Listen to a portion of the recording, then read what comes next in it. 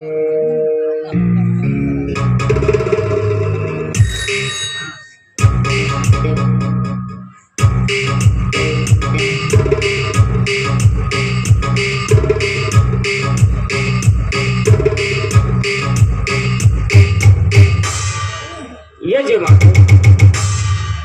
ನಮ್ಮ ಸ್ಥಾನಕ್ಕೆ ಬರಲು ಕಾರಣವೇನು ಯಜಮಾನ್ರಿ? ಗೌಡರೇ, ನಿಮ್ಮ ಮನೆಗೆ ಕನ್ಯಾರ್ಥಿಗೆ ಬಂದದು ನೋಡು ಗೌಡರೇ. ಯಜಮಾನ್ರಿ, ಕನ್ಯಾ ನಿಮ್ಮ ಮಗನಿಗೆ ಅಥವಾ ನಿಮ್ಮ ಮೊಮ್ಮಗನಿಗೆ? ಗೌಡರೇ, ಸ್ವತಃ ನನಗೆ ಬೇಕು ಕನ್ಯಾ. ಮದುವೆ ಮಾಡಿಕೊಳ್ಳುವವರನ್ನು ನಾನೇ.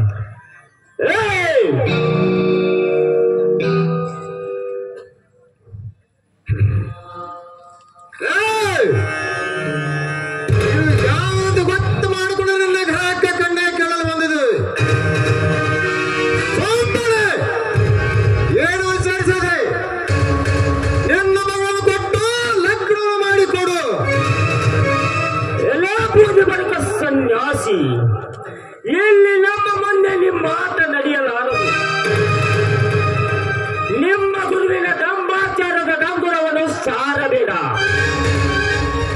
ಆ ಕಾಲ ತಂಡ ನನ್ನ ಗುರುವಿಗೆ ನಿಮ್ಮ ಮಗಳನ್ನು ಕೊಟ್ಟು ಲಗ್ನ ಮಾಡೆಂದು ಹೇಳ್ತೀರೋ ಮಗಳೇ? ಹೆಣ್ಣೆಂದರೆ ಪೇಟೆ ಎತ್ತು ವಾರುವ ಹೆಣ್ಣಂತಿದೆಯಾ ಮೂರ್ಖ? ತೊಲಗಾಚೆ ಮೊದಲು ಇಲ್ಲಿಂದ. ಗೌಡರೇ, ಯಾವ ಬಿರುಸು ನುಡಿಗಳನ್ನು ಆಡಬೇಡಿರಿ. ನಾವೇನು ನಿಮ್ಮಲ್ಲಿಗೆ ಚೇಷ್ಟೆ ಮಾಡಲು ಬಂದಿಲ್ಲ. ಅದಕ್ಕಾಗಿ ನಿಮ್ಮ ಮಗಳನ್ನು ಕೊಟ್ಟು ಲಗ್ನ ಮಾಡಿಕೊಡಿರಿ.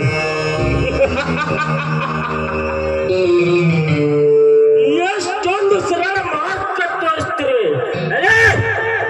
ನಿನ್ನಂತ ಸನ್ಯಾಸಿಗೆ ಕನ್ಯಾ ಕೊಡೋದಕ್ಕಿಂತ ಎಲ್ಲಿಯಾದರೂ ಒಂದು ದೊಡ್ಡ ಹಾಳಬಾವಿಯಲ್ಲಿ ನೂಕುವುದು ಲೇಸ್ ಚಲಿಸುತ್ತದೆ. ಅಪ್ಪ, ಮುಟ್ಟಬೇಡ ಅವರನ್ನು. ಅವರು ಮಹಾಯೋಗಿಗಳು. ಅಂತ ಮಾತ್ರ ಇಲ್ಲ ಸಲ್ಲದ ಮಾತುಗಳನ್ನಾಡಿ ಕೆಟ್ಟ ಪಾಪಕ್ಕೆ ಗುರಿಯಾಗದು. ನನ್ನ ಮಾತು ಕೇಳಪ್ಪ. ಪದ್ಮ, ನೀನು ಸುಮ್ಮನಿರಮ್ಮ. ನಿನ್ನನ್ನು ಹೆತ್ತು ಸಲಿಯುವುದು ನನ್ನದೇ ತಪ್ಪು. ನಿನಗೆ ಯೋಗ್ಯವಾದ ವರವನ್ನು ಹುಡುಕಿ ಲಗ್ನ ಮಾಡುವುದು ನನ್ನ ಕರ್ತವ್ಯಮ್ಮ, ನನ್ನ ಕರ್ತವ್ಯ.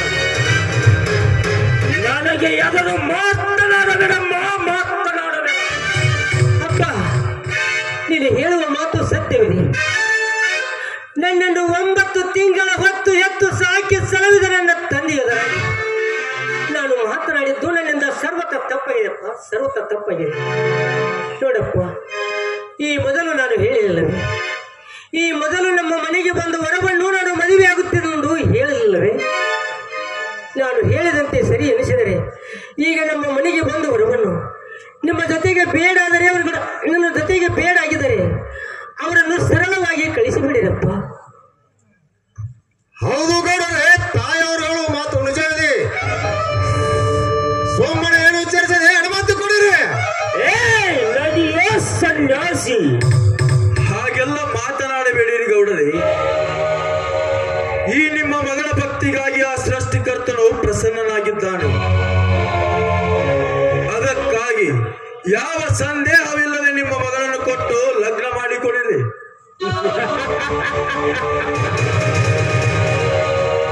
ಕಣ್ಣಿಗೆ ನೋಡಲು ಮುದುಕನಾಗಿ, ಗೋರಿಗೆ ಹೋಗುವ ದಾರಿ ಗೊತ್ತಾಗಿ ಕಣ್ಣೇ ಕೇಳಲು ಬಂದೇನೋ ಭೂಪ. 60 ವರ್ಷದವನಾಗಿ ಅರುಮರು ಹಿಡಿದು ಕನ್ಯಾ ಕೇಳಲು ಬಂದಿದ್ದಾನೆ ನಮ್ಮ ಮನೆಗೆ ಈ ಭೂಪ. ಕನ್ಯಾ ಕೊಡದಿದ್ದರೆ ಹೋಗುತ್ತೇವೆ ಶ್ರೀಮಂತರೇ. ಈ ನಿಮ್ಮ ಶ್ರೀಮಂತಿಕೆಯಲ್ಲಿ ಎಷ್ಟೊಂದು ಮಾತನಾಡಿದಿರಿ. ಹೇ, ಮನುಷ್ಯನಿಗೆ ಶ್ರೀಮಂತಿಕೆಯೂ ಅಷ್ಟೇ, ಬಡತನವೂ ಅಷ್ಟೇ. ಈ ದೇಹ ಮಣ್ಣಲ್ಲಿ ಮಣ್ಣಾಗಿ ಹೋಗುವ ಒಂದು ತುಣುಕು ಇದ್ದ ಹಾಗೆ. ಇದರ ಬೆನ್ನ ಹತ್ತಬಾರದು, ಬಾರದು, ಬಪ್ಪದು, ತಪ್ಪದು. ಲಗ್ನ ಮಾಡಿಕೊಡಿರಿ, ಇಲ್ಲ ನಿಷ್ಠೂರವಾಗಿ ಹೇಳಿಬಿಡಿರಿ. ಇಲ್ಲಿವರೆಗೆ ಮಾತನಾಡಿದ್ದು ಮರಾಠಿಯಲ್ಲ, ಅಚ್ಚ ಕನ್ನಡದಲ್ಲಿ. ತಿಳಿದುಕೊಳ್ಳುವ ಶಕ್ತಿ ನಮಗೆಲ್ಲವಂತೆ ಕಾಣುತ್ತದೆ. ಆಯ್ತು, ಕನ್ಯಾ ಕೊಡೋದಿಲ್ಲ, ಹೊರಡಿರಿ ಮೊದಲು ಇಲ್ಲಿಂದ. ನಿಂಗ ಲೇ ಮಗನ, ನಿಂಗ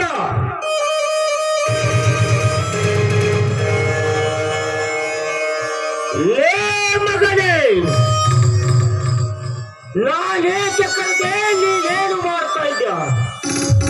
ಮೊದಲು ಈ ಬೂದಿ ಬಡಕರನ್ನು ಹೊಡೆದು ಹೊರಗೆ ಹಾಕು, ಆ ನಂತರ ನಿನ್ನ ನಮಸ್ಕಾರ ಚಮತ್ಕಾರ. ನಿಂಗಪ್ಪ ನೂಕಬೇಡ, ಬಾಯಿ ನನ್ನ ಗುರುವಿನನು. ನಾ ಯಾಕೆ ನೂಕಲ್ರಿ ತಾಯವ್ರ? ಇಂಥ ಮಾತ್ಮಾರು ನೂಕಿದ್ರು ಕಣ್ಣು ಕಳೆದುಕೊಂಡು ಕುರಡನಾಗ ಹೊತ್ತು ಬಂದಿತ್ತು. ಲೇ ಮಗನೇ, ನಿನಗೆ ಸಂಬಳ ಕೊಟ್ಟು ಇಟ್ಟುಕೊಂಡಿದ್ದೇನೆ. ತಿನ್ನಲಿಕ್ಕೆ ಕೂಲಿಲ್ಲದ ಕೊಂಡರ ಸಾಲದಲ್ಲಿ ಕೊಡುತ್ತಾರೆ. ನಿಂಗ ಎಷ್ಟೇ ಮಗನೇ ಸೊಕ್ಕು? ಮೊದಲು ಇವರನ್ನು ಹೊಡೆದು ಹೊರಗೆ ಹಾಕು. ಹೌದ್ರಿ ಅಪ್ಪ, ನೀವ್ ಹೇಳೋದು ಕರೆಯತ್ರಿಪ್ಪ. ನಾವಿರೋದು ನಿಮ್ಮ ಮನೆಯಲ್ಲಿ, ನಾವು ದುಡಿದು ಭೂಮಿ ತಾಯಿ ಸೇವಿಸೋದಕ್ಕಾಗಿ. ನನ್ನ ಕೈಯಲ್ಲಿ ಹೇಗುದಿಲ್ಲಪ್ಪ. ಏ ಮಗನೇ, ಯಾರಾದರೇನು, ಮೊದಲು ನಾನು ಹೇಳಿದಷ್ಟೇ ಕೆಲಸ ಮಾಡು. ಮೊದಲು ಇವರನ್ನು ಹೊರಗೆ ಹೊರಗೆ ಹಾಕು, ಆ ನಂತರ ಹೇಳ್ತೀನಿ ಇವರು ಯಾರಂತ. ಯಪ್ಪ, ನೀವು ಬಡ ಹೊರಗೆ ಹಾಕಿದ್ರು ನಂಗೆ ಚಿಂತಿಲ್ರಿಪ್ಪ. ನಾನಂತ ಇಂಥ ಕೆಟ್ಟ ಕೆಲಸ ಮಾಡಕಪ್ಪ ನನಗಂತೆ ನಿಗುದು ನೋಡ್ರಿಪ್ಪ.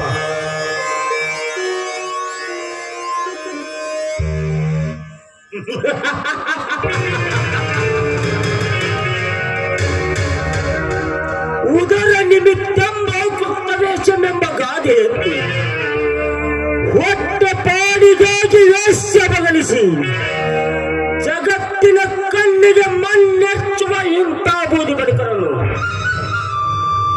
ಮಹಾತ್ಮರೆಂದು ನನಗೆ ಸತ್ವಾಗಲಿ ಮಾಡಲು ಬಂದೇ.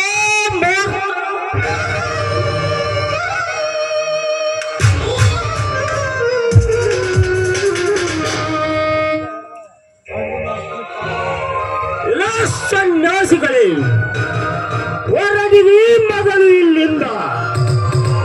ಎಲ್ಲವಾದ ಈ ಚಾಟಿಯಾಟಿಗೆ ಸತ್ತಾಗುವುದು ಈ ನಿಮ್ಮದೇ. ಗೌಡರೇ, ದುಡುಕಬೇಡಿರಿ, ಶಾಂತರಾಗಿರಿ. ನಮ್ಮ ಸಲುವಾಗಿ ಆತನನ್ನೇಕೆ ಹೊಡೆಯಿರಿ? ಅವನಿಗೆ ಕೊಡುವ ಶಿಕ್ಷೆ ನಮಗೆ ಕೊಡಿರಿ. ನಿಮಗೂ ಬರುವುದು ಈ ಶಿಕ್ಷೆ.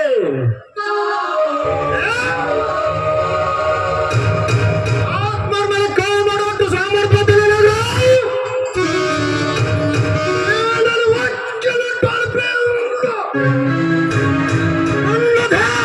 ಪುರಪುರ ಮಾಡುವನು. ನನ್ನ ಗರ್ವಾಂಕಾರ ಮುರಿದು ನಚ್ಚು ನೀರು ಬರಲಿಟ್ಟಿದೆ.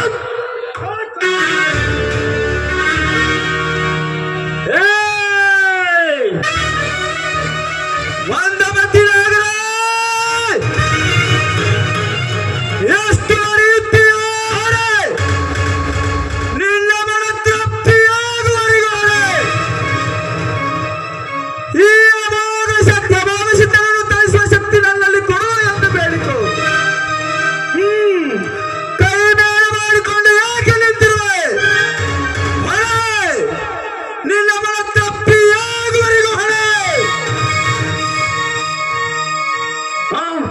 ಇದೇಕೋ ನನ್ನ ಕೈಗಳು ಕೆಳಗಿಳಿತಿಲ್ಲ.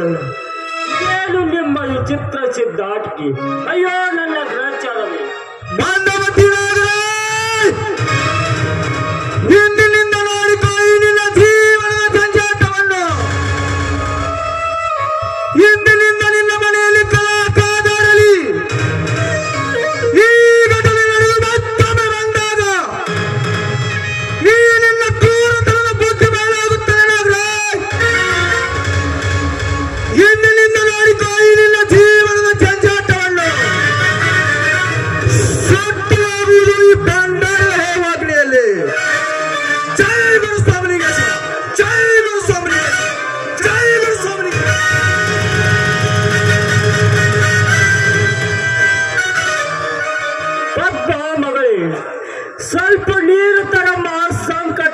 ಸಂಕಟ.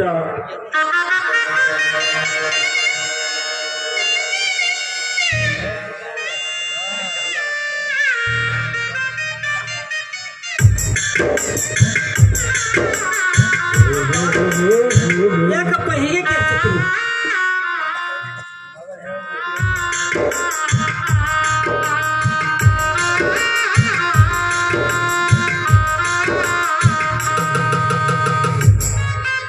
ಅಯ್ಯೋ, ನೀರಿನಲ್ಲಿ ಕಲ್ಮಶ ತುಂಬಿದ ಹೊಲಗಳು ಸೇರಿಕೊಂಡಿವೆಯಲ್ಲ. ಅಯ್ಯೋ, ನನ್ನಲ್ಲಿ ಉರುಪು ಚಾಡಿಕೋರಗ ನನ್ನ ಮನೆಯಲ್ಲಿ ಹಕ್ಕು ಮನೆಯೆಲ್ಲ ಹಾಳು ಮಾಡಿದೆ.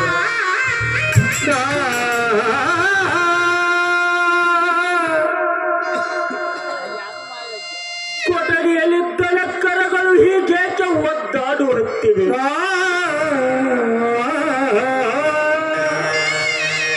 ಮಗಳೇ, ಈ ಬಾಧೆ ನನಗೊಬ್ಬನಿಗೂ ಅಥವಾ ನಿನಗೂ ಇದೆಯಮ್ಮ. ಯಾಕಪ್ಪ ಈ ಬಾಜ ನನಗೂ ತಗಲಿല്ലെಂದು ನಿನ್ನ ಆಸೆ ಏನಪ್ಪ? ನಿನ್ನ ಆಸೆ ಏನು? ಅದೇನಿಲ್ಲಮ್ಮ ಮಗಳೇ,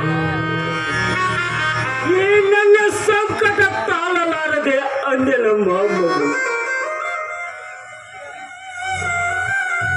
ಅಯ್ಯೋ, ನನ್ನಲ್ಲಿ ಉರುಪು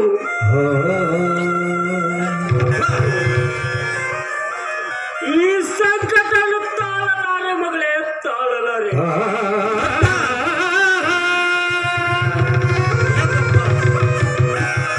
ಈಗ ಏಕೆ ಸಂಕಟ ಮಾಡ್ಕೊತೀವಪ್ಪ? ಹೀಗೆ ಮಾಡ್ಕೊಳ್ತೀವಿ.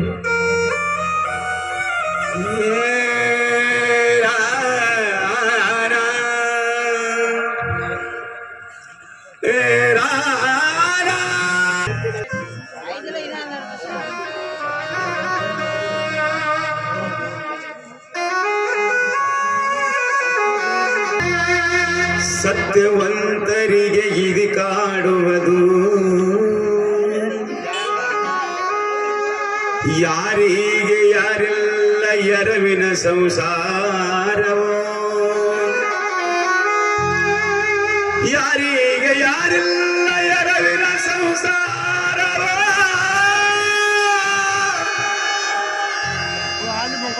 ನೀರ ಮೇಲಿನ ಗುರುಳೆ ನಿಜವಲ್ಲೋ ಹರಿ.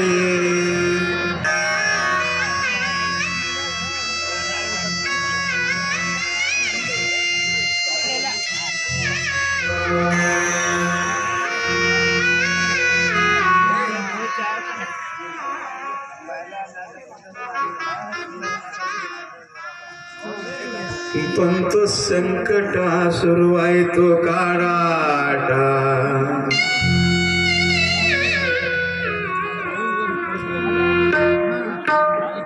ಎಂತ ಸಿದ್ದರಾಟ,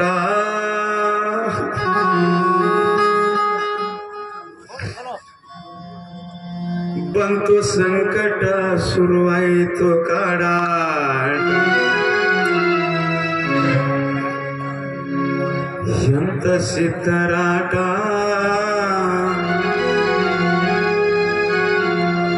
ಅಷ್ಟು ಐಶ್ವರ್ಯ ಒಂದೇ ಕ್ಷಣದಲ್ಲಿ ಮಾಡ್ಯಾನು ಮೈ ಮಾಟ.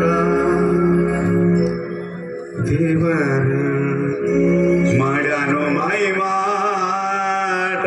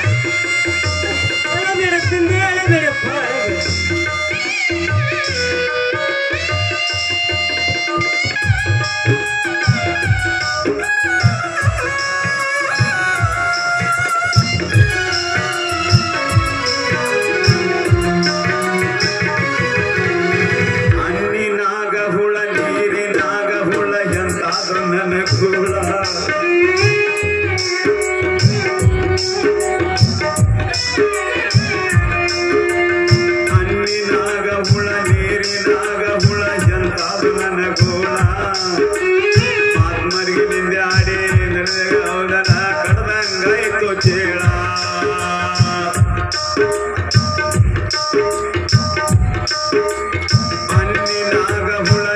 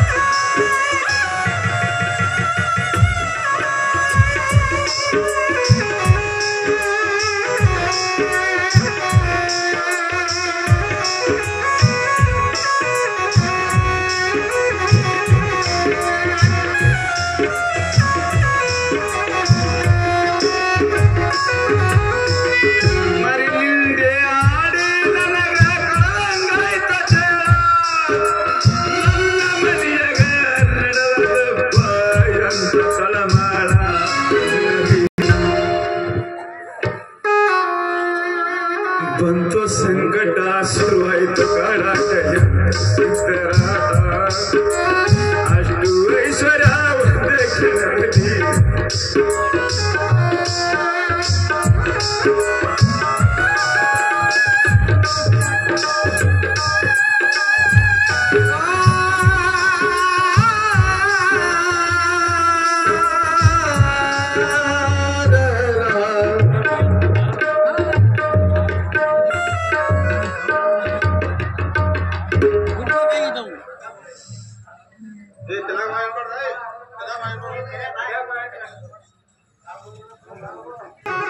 ಅಯ್ಯೋ ಸಂಕಟ ಅಪ್ಪ ಮಗಳೇ, ಈ ಬಾಧೆಯನ್ನು ಸಹಿಸುವಷ್ಟು ಶಕ್ತಿ ನನಗಿಲ್ಲಮ್ಮ. ಈ ಬಾಧೆಯಲ್ಲಿ ಸಹಭಾಗಿಯಾಗು ಮಗಳೇ, ಸಹಭಾಗಿ. ಅಪ್ಪ ನಾನೇನು ಮಾಡಲಿ ಅಪ್ಪ? ಆ ದೇವತಾ ಸ್ವರೂಪರಾದ ಅಂಬುವ ಸಿದ್ದೇಶ್ವರ ಹತ್ತಿರ ಹೋಗಿ ಶರಣಾಗತನಾಗಿ ಅವರಿಗೆ ಬೇಡಿಕೊಂಡರೆ ಈ ನಮಗೆ ಬಂದ ಕಂಟಕ ಬಯಲಾಗುತ್ತದೆ. ನೋಡಪ್ಪ, ಅದನ್ನು ಬಿಟ್ಟು ಈ ಬಾಧೆಯಲ್ಲೂ ನೀನು ಭಾಗಿಯಾಗುವುದ್ರೆ ಅದು ಹೇಗೆ ಸಾಧ್ಯವಪ್ಪ? ಇದು ಶುದ್ಧ ಮೂರ್ತನಪ್ಪ, ಮೂಕತನ. ನೋಡುತ್ತಂದೆ, ಹೊಟ್ಟೆ ಕಡಿಯುವುದು ನಿಲ್ಲದು, ಬೇರೆಯವರದಲ್ಲಪ್ಪ, ಬೇರೆಯವರದಲ್ಲ. ಅದಕ್ಕೆ ಔಷಧ ತೆಗೆದುಕೊಳ್ಳಬೇಕು ನೀನು, ಬೇರೆಯವರಲ್ಲಪ್ಪ, ಬೇರೆಯವರಲ್ಲ. ತಂದೆ, ತಾವು ಮಾಡಿದ ಕರ್ಮಕ್ಕೆ ತಾವೇ ಹೊಣೆಗಾರರಪ್ಪ, ತಾವೇ ಹೊಣೆಗಾರರು. ನೋಡು ತಂದೆ, ಈ ನಿಮಗೆ ಬಂದ ತೊಂದರೆಯಲ್ಲಿ ನಾನು ಭಾಗಿಯಾಗುವುದರೆ ಅದು ಹೇಗೆ ಸಾಧ್ಯವಪ್ಪ? ನಾನು ಹೇಳುವ ಮಾತು ಸರಿಯೇನಪ್ಪ, ಸರಿಯೇನು? ತಪ್ಪಾಯಿತು ಮಗಳೇ, ನೀನು ಜ್ಞಾನ ಶಕ್ತಿ ಉಳ್ಳವಳು. ಆದರೆ ಈ ನನ್ನ ಸಂಕಟ ತಾಳಲಾರದೆ ಅಂದೆ ನಮ್ಮ ಮಗು. ನೀನು ಈಗ ಮನೆಯಲ್ಲೇ ಇರು, ನಾನು ಸದಲಗಿರಿ ಪಟ್ಟಣಕ್ಕೆ ಹೋಗಿ ಆ ಬೇಬಿ ಫಾತಿಮಳನ್ನು ದೇವರ ಕೇಳಿಕೊಂಡು ಬರ್ತೇನಮ್ಮ. ಆಯ್ತಪ್ಪ, ಬೇಗನೆ ಹೋಗಿ ಬೇಗನೆ ಬಾ ತಂದೆ. ಆಯ್ತು ಮಗಳೇ.